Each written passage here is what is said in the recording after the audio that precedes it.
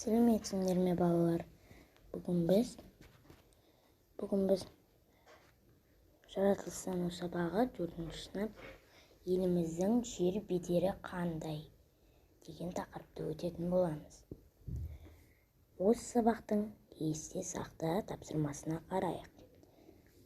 Еліміздің шығысы мен оңтүстігі таулы, ал солтүстігі мен батысы жазық. Таулар: Тянь-Шань, Алтай, Жетісу алатауы, Жоңғар алатауы, Сауыр, Тарбағатай, Аласа таулар, Сарыарқа, Мұғалжар, Маңғыстау. Қыраттар мен үскірттер: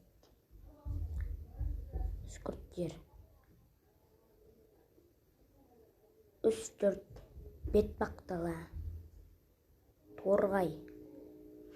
Жазықтар: Батыс Сібір, Тұран, Каспий маңы ойпаты. Балалар, жаратылыстану кітабындағы осы тақырыптағы есте сақта тапсырмасын дәптерімізге сызып жазып аламыз.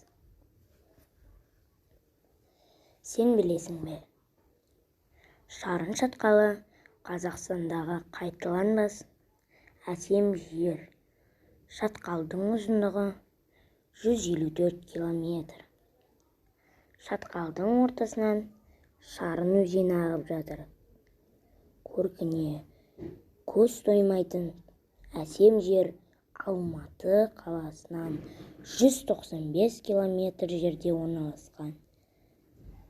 Балалар, сен білесің бе тапсырмасын жазып аламыз.